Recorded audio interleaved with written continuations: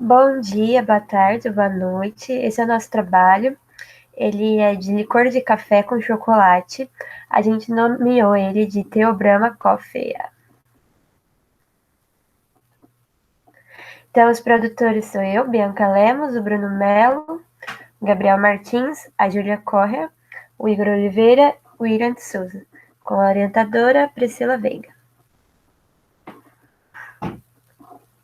Então, no nosso trabalho, ele é dividido em duas partes, onde a primeira parte a gente fez a cachaça, que é a fermentação, destilação e o envase, e depois a gente fez o licor, que seria a mistura, o envase e o envelhecimento.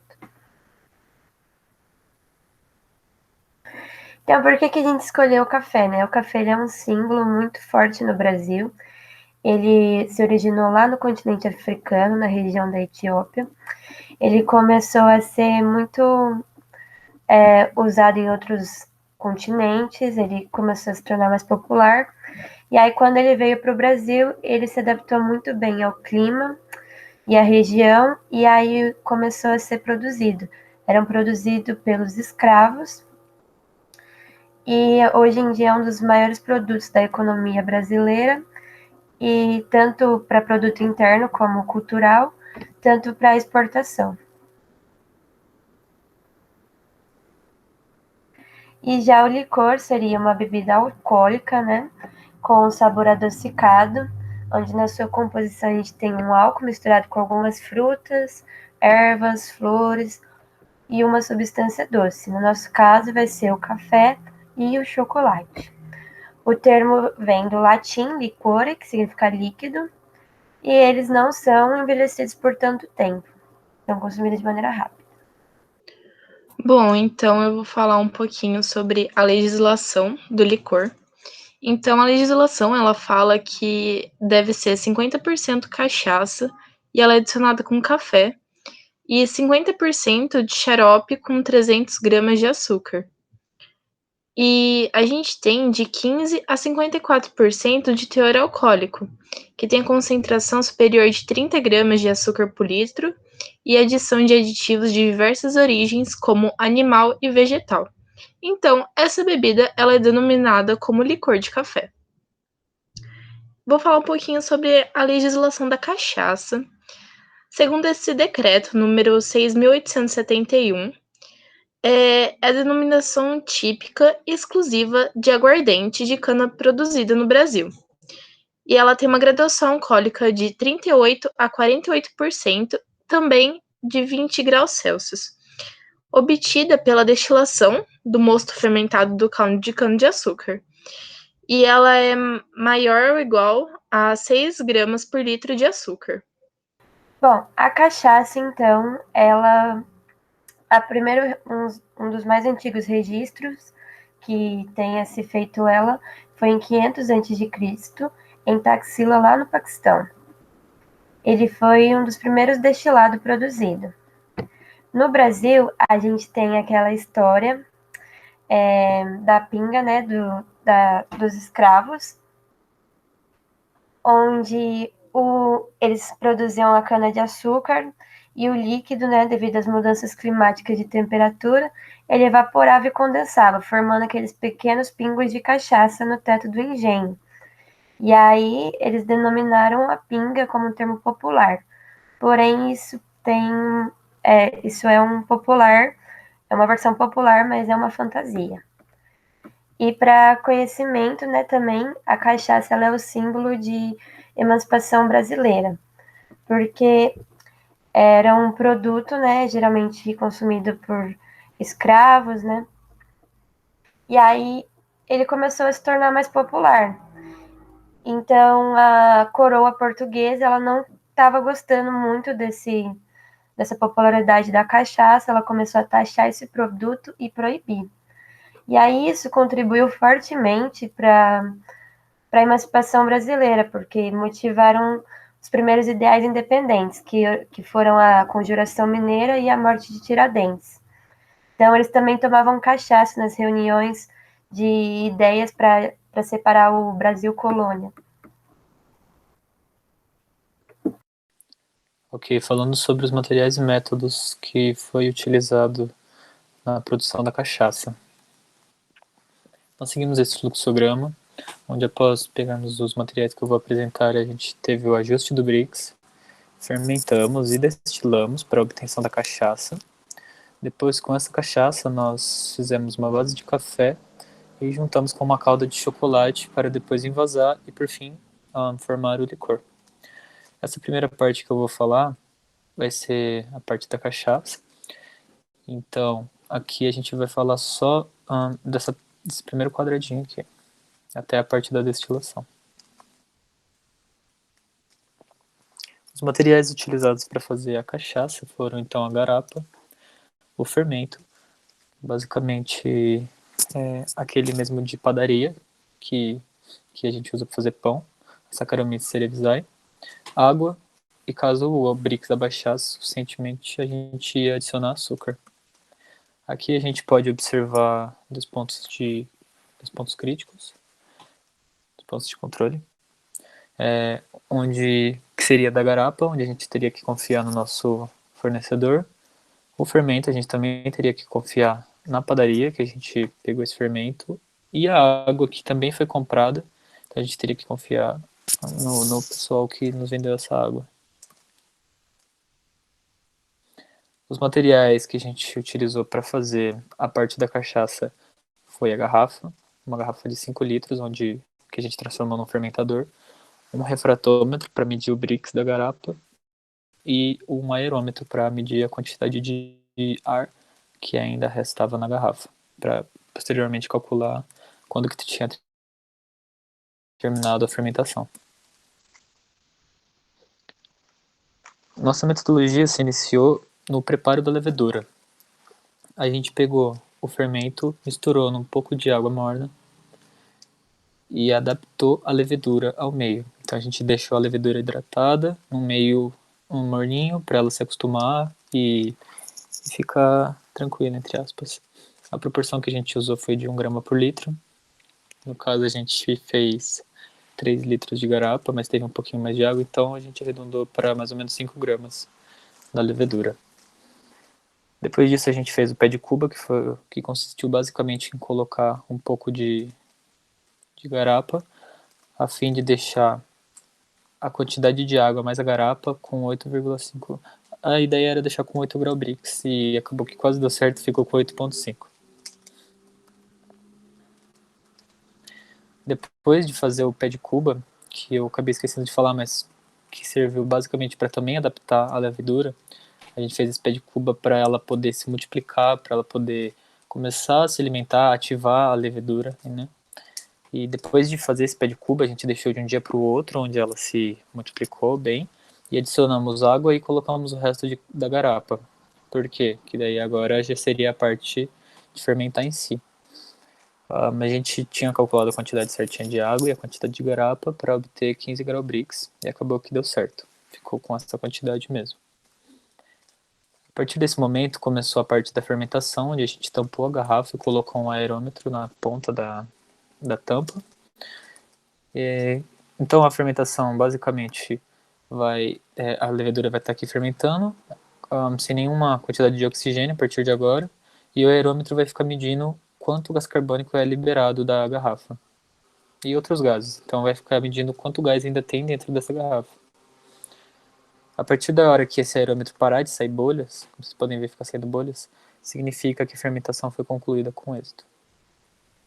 Aqui a gente considerou como se fosse, digamos, um ponto crítico de controle, porque estava bem frio aqui em Botucatu, então a gente o tempo todo ficava, na verdade estava oscilando a temperatura, ficava frio, depois ficava calor, e aí a gente considerou que seria um ponto crítico de controle pelo fato de que o tempo todo a gente ia lá, colocava um pouco de almofada, estava um pouco frio, aí estava muito frio, a gente colocava uma coberta, ou tirava, porque às vezes ela parava de produzir tanta bolha aqui no aerômetro, mas era simplesmente porque estava muito frio, ela não estava conseguindo fermentar direito.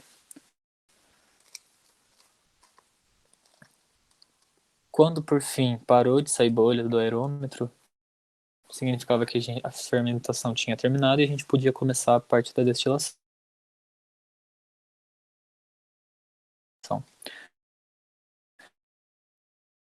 A destilação a gente filtra esse caldo para tirar qualquer resto de fermento e depois colocou no alambique. O nosso caldo, que ia ser destilado, basicamente o etanol ia ser fervido, né? Tudo ia ser fervido na verdade, mas o etanol, por ter um ponto de ebulição mais baixo, ele ia evaporar antes, ia passar por aqui, e aqui é basicamente uma serpentina, então aqui tem água gelada e gelo, e ele ia se condensar e pingar aqui, né? Sair o etanol de forma líquida aqui no final. Aqui a gente teve um ponto crítico de controle porque o destilador, né, o nosso alambique estava com um problema. Nessa parte aqui e aqui tem um encaixe. Então, ou pelo fato da gente não ter encaixado direito, ou pelo fato de não ter deixado no mesmo nível essa parte com essa, acabou que ele não ficou muito bem encaixado e o tempo todo a gente via saindo álcool por essas partes, o tempo todo. Era um cheiro bem forte de álcool saindo pelo local errado. Ele não chegava a se condensar e cair aqui. Então acabou que saiu, mas saiu bem pouco. Por isso a gente considerou um ponto crítico de controle. O tempo todo a gente ficava tentando forçar ou tentando regular melhor isso aqui. Isso. Então, juntando todos os pontos críticos de controle, como primeiro aqui a gente tem a higienização, para evitar a contaminação da nossa garapa e do nosso produto. Então, todos os recipientes usados, lambico, aerômetro, refratrômetro, foram todos higienizados para evitar essa contaminação. O segundo foi o aerômetro, para a gente poder controlar justamente a etapa de fermentação. A temperatura na etapa de fermentação também, para ter a temperatura ideal para ocorrer essa reação. E a etapa de destilação, por causa desse nosso problema com o alambique, a gente também considerou como ponto crítico de controle. E agora, falando dos limites dos pontos críticos de controle, a higienização foi avaliada visualmente, não aparentando estar sujo nos nossos utensílios.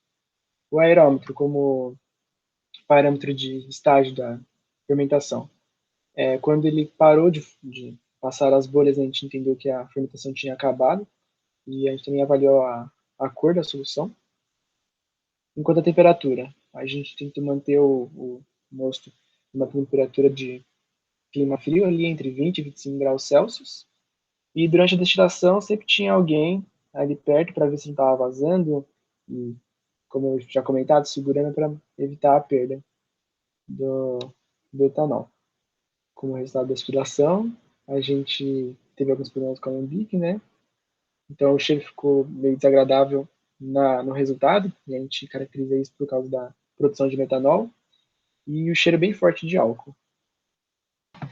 Bom, agora a gente vai falar da segunda parte do nosso trabalho. A produção do licor em si. Segunda parte, como pode observar, essa é a segunda etapa do nosso fluxograma. A gente já fez a cachaça.